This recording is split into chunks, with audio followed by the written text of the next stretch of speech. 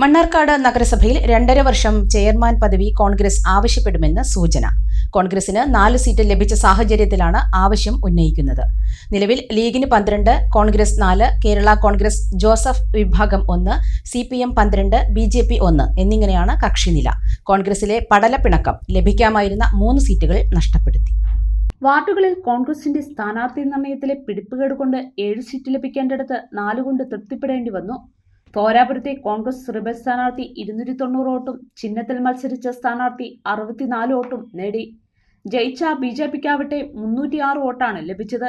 Rebel സ്ഥാനാർത്ഥിയേക്കാൾ 16 വോട്ടാണ് BJPക്ക് അധികം ലഭിച്ചത്.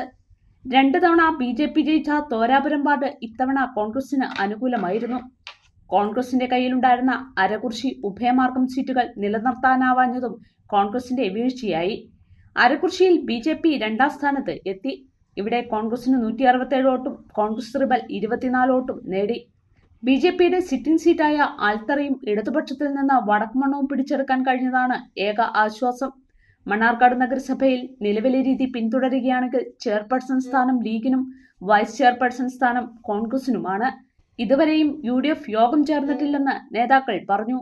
അടുത്ത ദിവസം ചേർന്ന UDF യോഗത്തിൽ 2.5 വർഷം ചെയർപേഴ്സൺ സ്ഥാനം വേണമെന്ന വാദം കോൺഗ്രസ് ഉന്നയിക്കാനാണ് സാധ്യത.